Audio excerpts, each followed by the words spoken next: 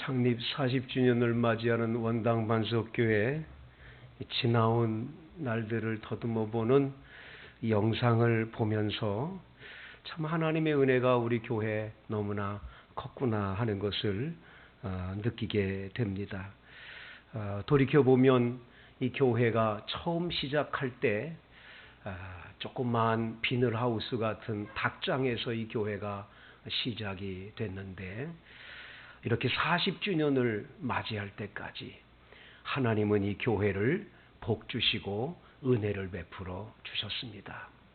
그동안 귀한 교육자 목사님들 이 교회를 잘 섬겨주셨고 또 이 교회의 성도들 가운데 참 힘들고 어려울 때마다 기도와 눈물로 교회를 세워온 훌륭한 하나님의 종들이 있었기 때문에 하나님의 축복을 이렇게 받은 줄로 믿습니다.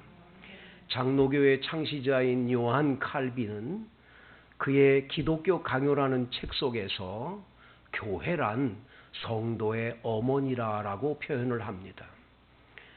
아기가 태어나서 엄마가 없으면 고아가 돼서 사랑을 받지를 못하고 제대로 발육을 하거나 양육받지를 못하게 되지요. 오늘 많은 분들이 이 코로나19를 맞이하면서 교회 없어도 돼. 교회 안 가도 돼. 교회가 뭐가 필요해 하면서 교회에서 자꾸 벗어나려고 하는 가나안 신자들이 많이 늘어난다고 그래요. 이걸 안 나가라는 걸 말해서 안 나가 신자를 거꾸로 말해가지고 가나안 신자라고 이야기들을 하지요. 적어도 이런 분들이 100만 명에서 150만 명이라고 얘기를 합니다. 얼마 전에는 200만 명까지 됐을 거라고도 얘기하는 분들이 많아요. 예수는 믿어요. 하나님을 아버지라고 불러요. 교회는 안 다니는 거예요. 교회 필요 없다고 생각하는 거죠. 이런 가나안 신자들이 점점 늘어가면서 정말 교회, 한국교회가 걱정스러운 건 뭐냐? 엄마 없는 고아들이 많이 일어나는 것과 똑같은 하나님 아버지의 그 귀한 사랑, 이 교회라고 하는 어머니의 사랑을 많이 받고 여기에서 양육을 받고 말씀의 떡을 먹으면서 성령님의 강한 임재와 은혜를 경험하고 체험하면서 건강한 성도들의 신앙이 이렇게 자라나야 되는데 하나님의 교회를 자꾸 벗어나려고 하는 분들이 많이 있는 것은 옳은 일이 아니라는 걸 기억을 해야 될 것입니다. 여러분, 신앙생활하다 보면 교회라고 하는 것이 때로는 우리들의 신앙에 걸림이 되는 경우도 없지 않아 있죠. 내가 다니는 교회가 이러이러한 얘기가 있고 이런 것들이 있대. 그러면서 자꾸 우리들의 신앙에 해를 가져다 주는 일들도 있긴 있어요. 하지만 우리는 교회를 믿는 게 아니잖아요. 예수를 믿는 거지. 하나님 아버지가 우리 아버지시지 인간 아무개를 보고 교회 나오는 게 아니잖아요. 그래서 원당반석교회 역사를 이렇게 살펴보면 우리 교회도 때로는 아주 어려움을 경험해가지고 교회가 이렇게 떨어져 나가 개척교회가 세워지는 일들도 없지 않아 있었어요. 그런 아주 어려운 일들을 겪고 수만 가지 어려움을 겪어도 이 교회를 뿌리 깊게 붙들고 이 교회를 안고 울며 기도하며 정성껏 이 교회를 섬겨나온 하나님의 종들로 인해서 오늘 이렇게 역사적으로 40주년을 맞이하는 은혜를 받게 된 줄로 믿습니다. 여러분, 우리들이 이 교회라고 하는 신앙 안에서의 공동체를 이루는 바로 성도들의 어머니인 교회에서 신앙생활할 때 가장 두려워해야 될 게 한 가지가 있어요. 그것은 어린 아이들이 엄마 품에서 잘 자라다가 친구를 잘못 사귀어가지고 잘못된 길로 빠지는 일들이 없지 않아 있다라는 거예요. 신앙생활에도 똑같아요. 잘못된 사람을 곁에 두고 만나면요, 나도 모르는 사이에 잘못된 길로 그냥 흘러가게 돼요. 자꾸 닮아가는 거예요. 여러분들과 제가 닮을 거는 그런 사람을 닮아서는 안 된다. 아유, 저분은 교회는 다니지만 이거 예수님 정말 믿는 걸까? 아닌 것 같아. 그러면 빨리 그 관계에서 이분하고 진짜 가까이 갔다가 내가 안 될 것 같다 돌아서야 돼요. 근데 그게 잘 안 되는 거예요. 여러분, 오늘 본문에 빌라도와 헤롯이 당일에 친구가 됐다는 말이 나와요. 친구가 됐다. 12절, 헤롯과 빌라도가 전에는 원수였으나 당일에 서로 친구가 되니라. 뭘로 친구가 됐죠? 빌라도는 로마에서 보냄을 받은 총독입니다. 본티우스 빌라도라고 하는 이름을 가졌는데, 이 본티우스 빌라도, 본디오 빌라도라고 하는 이 사람이 로마에서 총독이 돼서 이스라엘 나라 전체를 다스리는 총독의 큰 힘을 갖고 있어요. 막강한 힘을 가져요. 그런데 분봉왕이 있어요. 분봉왕.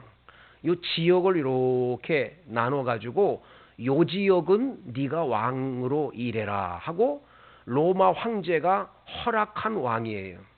이게 이제 헤롯 대왕이라고 하는 사람이 왕 됐다가 그 아들인 이제 헤롯 안티파스가 지금 왕으로 있어요. 요 두 사람이 지금 둘이 이렇게 있는데, 이 나라 전체를 총감독하고 있는 총독인 빌라도는 내가 로마에서 보냄을 받은 그런 권력자다 하는 의식이 있지요. 또 다른 편에서 볼 때 이스라엘 나라 안에 분봉 왕으로 있는 헤롯 안티파스는 내가 왕이다, 넌 왕 아니잖아, 이러면서 둘 사이가 서로 안 좋은 관계로, 그래서 여기 성경 7절에 12절에 나와 있는 대로 헤롯과 빌라도는 원수 사이였음을 보게 되죠. 그런데 예수님이 오늘 빌라도에게 붙들려 왔어요. 대제사장과 장로들과 서기관들이 데리고 온 거예요. 붙들어 가지고 온 거예요. 왜 그러냐? 예수님은 자기들의 종교 재판에 의해서 본인이 메시아 그리스도라 그랬고 하나님의 아들이라고 그랬기 때문에 이건 신성 모독죄, 이거 죄를 범했기 때문에 이 사람은 죽어 마땅하다 이렇게 생각을 했어요. 그런데 대제사장과 종교 재판관들이 아무리 돼도 사형을 시킬 수는 없어요. 사형의 권한은 총독에게 있어요.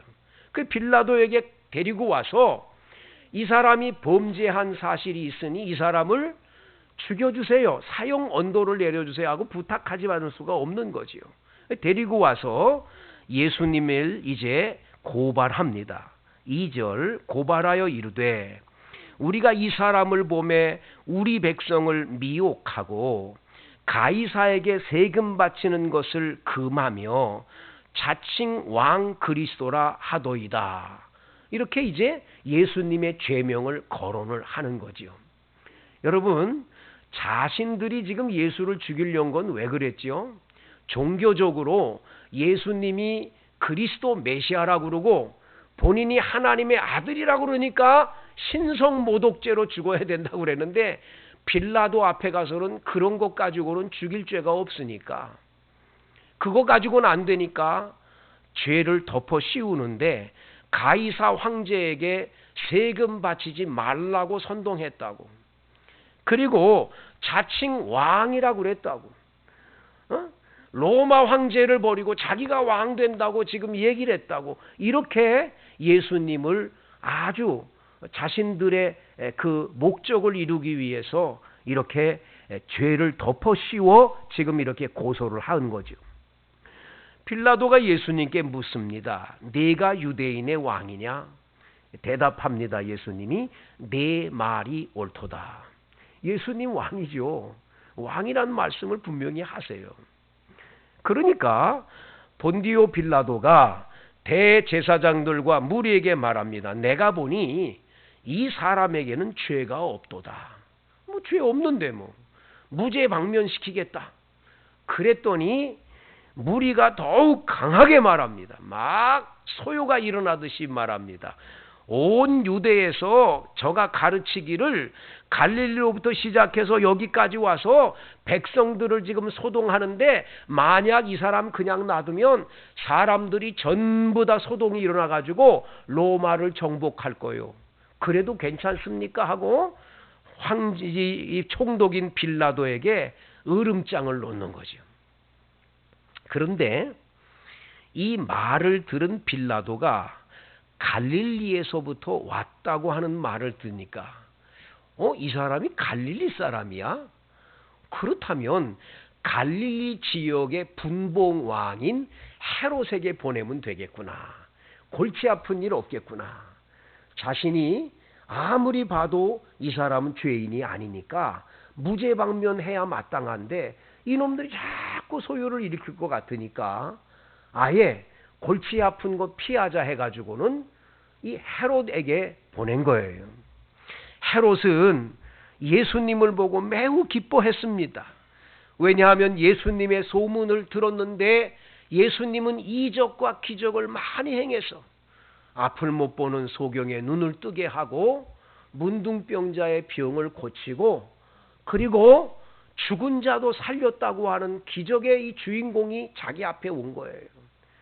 그러니까 헤롯은 이 예수님을 보고 그런 기적과 이적을 자기 앞에서 펼치기를 원했어요. 그런데 오늘 본문에 보니까 9절 말씀에 여러 말로 물었지만 예수님은 아무 대답을 안 하십니다. 아무 대답을 안 하셨어요. 대제사장들과 서기관들은 힘써서 고발을 합니다. 이 사람 이런 죄 짓고 이런 죄 짓고 자꾸 얘기를 하는데도 예수님 대답 한마디 안 하시는 거예요. 답답하지요.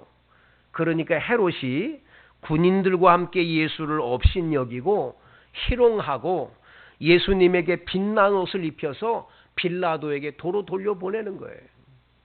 그래서 빌라도와 헤롯이 이렇게 예수님에 대해서 악한 행동, 악한 일을 꾸며내면서 악한 생각을 가지면서 두 사람 똑같이 친구가 됐음을 오늘 성경은 결론적으로 말을 하는 거죠. 성도 여러분, 악한 일에 친구가 되지 마세요. 악한 일에 동조하고 같이. 그래서 하나님 앞에 영광 돌리긴커녕 하나님의 영광을 가리는 일에 친구가 되지 마세요. 여러분, 친구 잘 새기셔야 돼요. 여러분들이 어떤 친구를 사귀냐가 굉장히 중요한 거예요. 어느 어머니가 중학교 때까지는 공부를 곧잘 잘하던 아들아이가 고등학교에 올라가더니 아이가 잘못되기 시작을 하는 거죠. 밤늦게 집으로 돌아오고 보니까 어느 날은 술에 취해서 돌아오기도 하고 보니까 그 방을 뒤졌는데 담배가 나오기도 하고 언제는 친구들과 패싸움이 일어나가지고 경찰서에 끌려가서 엄마를 오라고 그러니까 얼마나 기가 막힌 상황이 됐는지 몰라요. 아버지가 경찰서에 찾아가서 자초지종을 알아봤더니 이 아이가 친구를 잘못 새긴 거예요. 잘못된 친구들 때문에 이 아이가 잘못됐어요. 아이를 데리고 와서 이 아이를 어떻게 키워야 될까? 하나님 앞에 기도를 하십니다. 하나님, 어떻게 내 아들을 인도하고 키워야 될지를 가르쳐 주세요. 하나님 앞에 기도하며 지혜를 구하는데 하나님이 지혜를 주셨어요. 어느 날 시장에 가서 사과를 사가지고 왔는데 하나는 썩은 사과를 일부러 갖고 왔어요. 아이한테 쟁반에다가 아주 탐스럽게 먹을 수 있는 사과들을 이렇게 놔두고는 썩은 사과도 거기다 같이 놨어요. 아들한테 말합니다. 얘야, 이 사과를 오늘 먹지 말고 몇 날 지나다가 먹자. 그럼 아주 굉장히 맛있을 것 같아. 아이가 보더니 아빠, 이 사과 썩은 거 있는데 이거 버리셔야 돼. 이거 있으면 다른 사과까지 다 썩을 거야. 그냥 놔두고 알아보자. 그리고는 3, 4일 지난 다음에 꺼냈는데 그 아이 말대로 여러 사과가 썩은 사과 때문에 다 썩어가는 거예요. 아버지는 그 아이한테 그 사과를 내어놓고 얘기를 해요. 얘야, 썩은 사과 하나가 이 건강한 사과 옆에 왔을 때 전부 다를 썩게 만드는 걸 봐라. 네 친구들 가운데 한 친구라도 잘못된 친구가 있다. 악한 친구가 있어. 그 생각이나 모든 게 악하고 잘못됐어. 그 아이하고 네가 가까이 가면 너도 모르는 사이에 너도 오염이 돼. 잘못돼. 빨리 돌아서야 돼. 하나님께로 돌아와야 돼. 너의 진정한 친구는 그런 친구들이 아니야. 아버지가 교훈할 때 그 아들아이는 큰 깨달음을 받게 되는 거죠. 돌이켰어요. 그리고는 그 아이는 확실하게 아이는 공부하고 올바른 길로 걸어가서 나중에 대학도 좋은 데 가고 부모에게 아주 훌륭한 그런 효도하는 아들이 됐다는 이야기가 있어요. 성도 여러분, 우리 신앙생활하는 이 교회 안에서도 마찬가지예요. 함께 하늘나라를 향해 같이 가는 우리 성도들끼리인데 때로는 악한 일을 꾸며내고 악한 일을 행하는 사람이 있어요. 그런 사람을 친구로 삼으면 나도 모르게 물이 들어버려요. 신앙의 해가 돼요. 아주 잘못돼요. 하나님과의 관계가 깨어져요. 하나님께 늘 기도하고 예배드리고 경건한 신앙의 길을 늘 걸어가며 하나님 말씀을 사모하고 늘 성령 충만했던 사람이 어느 날부터 기도도 안 해요. 어느 날부터 예배 참석도 잘 안 해요. 어느 날부터 이상하게 비판적이 되고 잘못돼 가는 거예요. 그냥 누구하고 가까이 지내면서 똑같이 동질이 돼가지고 잘못된 길로 빠져버리고 말아요. 나중에 지내놓고 보세요. 나중에 보면 크게 후회할 날이 와요. 아이고 내가 그때 돌이킬걸. 내가 잘못했구나. 내가 따라야 될 진정한 친구가 그게 아니었는데. 여러분에게 진정한 친구가 될 사람은 누굴까요? 오늘 성경에서 우리는 우리의 진정한 친구 한 분을 만날 수 있어요. 세상 친구들은 우리를 버리기도 하고 가슴 아프게도 하고 우리를 잘못된 길로 인도하는 친구들이 많아요. 하지만 우리들에게 영원토록 복이 되는 친구 한 분을 만날 수 있어요. 그분이 바로 예수님인 줄로 믿습니다. 예수님이 나의 진정한 친구예요. 찬송가 한번 찾아볼까요? 찬송가 다 같이 394장을 찾아봅니다. 394장 찬송 한번 보세요. 394장. 이 세상의 친구들 나를 버려도 나를 사랑하는 이 예수뿐일세. 예수 내 친구 날 버리지 않네. 온 천지는 변해도 날 버리지 않네. 할렐루야.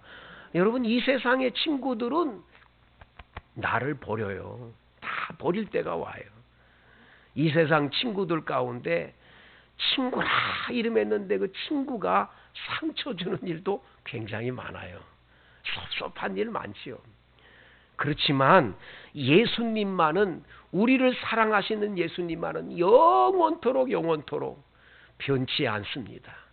온 천지는 변해도 우리 예수님 친구 되시는 예수님은 변하지 않는 줄로 믿습니다. 끝까지 우리를 지키시고 인도하시는 참 좋으신 예수님이세요. 그래서 예수 믿는 게 얼마나 축복인지 알 수가 없어요. 성도 여러분, 예수님 나의 친구다. 예수님은 변하지 않는다. 오직 예수만 나의 진정한 친구다. 이 믿음으로 신앙생활하고 가시기를 바랍니다.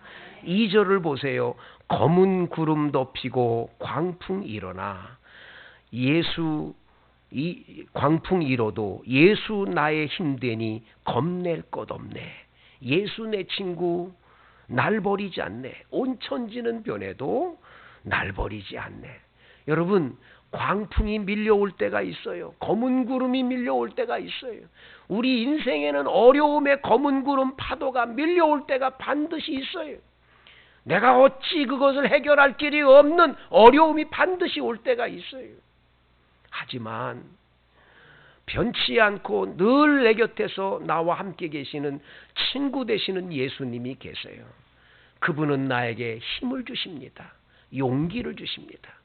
그분과 함께하면 걱정할 게 없는 줄로 믿습니다. 두려워할 게 하나도 없어요. 예수님께서 내 삶을 인도하시기 때문인 거지요. 저는 우리 교회 성도 가운데 한 분이, 남편 되신 분은 뇌졸중으로 쓰러져서 건강하지를 못해요. 본인도 아파요. 아들아이가 뇌종양에 걸려서 수술을 받았어요. 둘째 아들은 신장이 잘못돼서 신부전증으로 일주일이면 몇 번씩 병원에 가서 투석을 받아야 돼요. 딸이 있는데 암에 걸려서 세상을 떠났습니다. 남은 딸이 있는데 그 남은 딸의 손녀도 암에 걸렸습니다. 이분은 어느 것 하나 육신적으로 생각하면 감사할 게 하나도 없어요. 고마운 게 없어요. 그냥 늘 힘들고 어려운 것 외에 무엇이 있냐.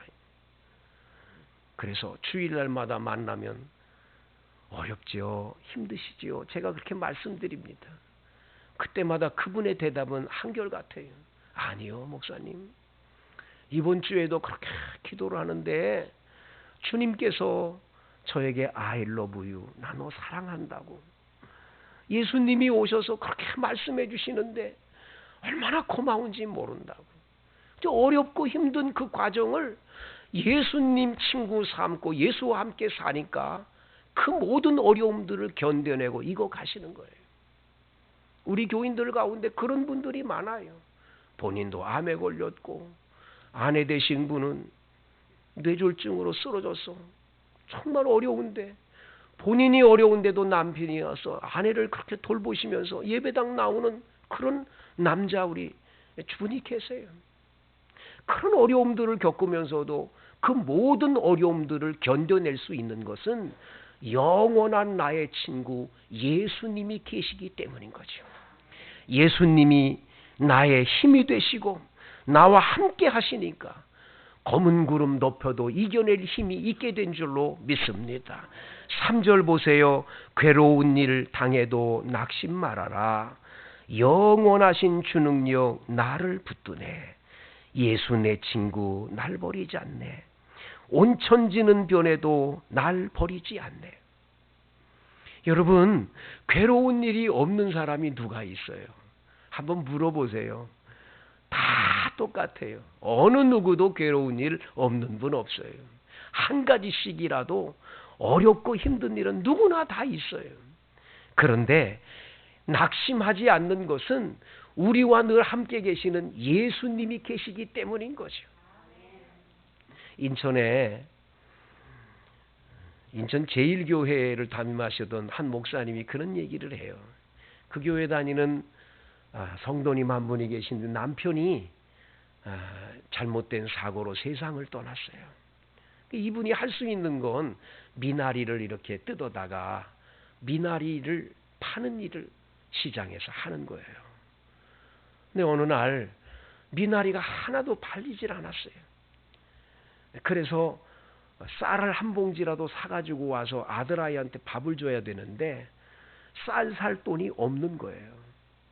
그래서 고구마 있는 거를 끓여서 아들아이가 고등학생인데 그거를 내놓으면서 미안하다. 엄마가 오늘 장사가 안 돼서 쌀이 없어서 밥을 못 준다. 오늘 고구마 먹고 잠자거라.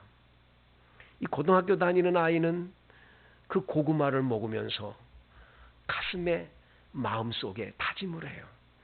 우리 엄마 새벽마다 교회 가서 기도하면서 나를 위해 이렇게 고생하시는데 내 엄마 마음 행복하게 해드려야지. 내 열심히 공부해야지. 다른 친구들 다 학원 다니고 과외 공부하고 다 해도 이 아이는 돈도 없고 그러니까 그런 거 없어요. 열심히 공부했어요. 나중에 이 아이가 고려대학교를 수석으로 합격을 해요. 입학을 하고 졸업식을 하던, 나중에 4년간 졸업장을 이제 장학금을 갖고 졸업하는 날 졸업식에 담임 목사님이 참석을 했대요. 엄마도 울고 아들도 울면서 엄마 그동안 너무 고생 많았다고. 엄마 그렇게 고생하신 거 이제 내가 엄마 갚겠다고. 그러면서 둘이 목 놓아 우는 걸 봤다는 거예요. 그러면서 그 목사님은 이렇게 얘기해요. 하나밖에 없는 아들을 키우는 이 엄마는 누구를 붙들고 살았을까? 오직 예수. 예수 그리스도 그분만이 희망이지요. 그분만이 우리 마음을 시원케 해주며 우리의 삶을 풍성한 길로 인도하실 분입니다.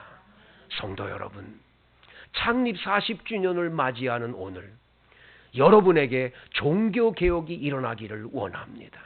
잘못된 친구를 따라감이 아니라 오직 영원한 나의 삶의 친구 예수 그분만 따라가십시오.